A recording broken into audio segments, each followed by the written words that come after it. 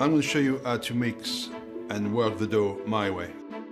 Not the way that you've probably been taught, the English way where you pummel the dough and you got tons of flour everywhere to make it unstick. This way is just your ingredient from the recipe. There I've got 1 kilo of flour, my 700 grams of water, my yeast and my salt, and we're just going to work the dough, lift it off the board, make it come alive and unstick from the board just by incorporating air into it and give it a lot of fluffiness and a lot of life.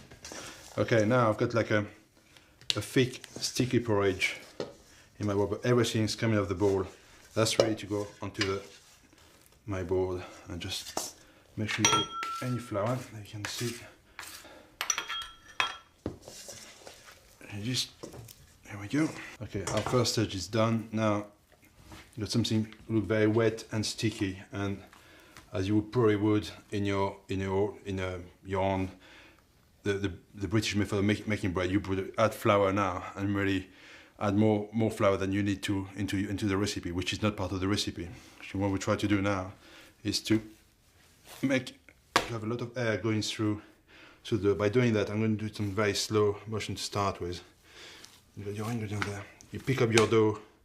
Think of your hand as 2 forks going under your dough. Pick it up, pinch it there, and snap it a little bit there. Then you stretch your dough up, fold it over to trap some air inside. Every time you do that, a lot of air gets trapped into it, and then you pick it up again, slap it again, and do it again, like that. Stretch it. Don't worry about stick it to your hand or anything. It will come off as it goes. And keep it working out.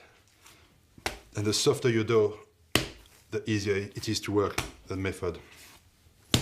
You can hear all the air get trapped inside.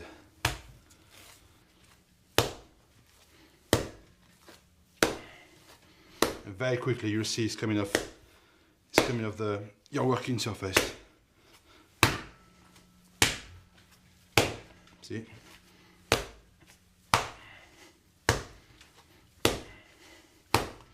You can start to see the dough forming.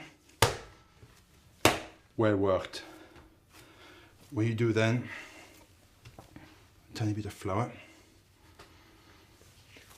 put your dough upside down like so, and then fold it onto itself a few times.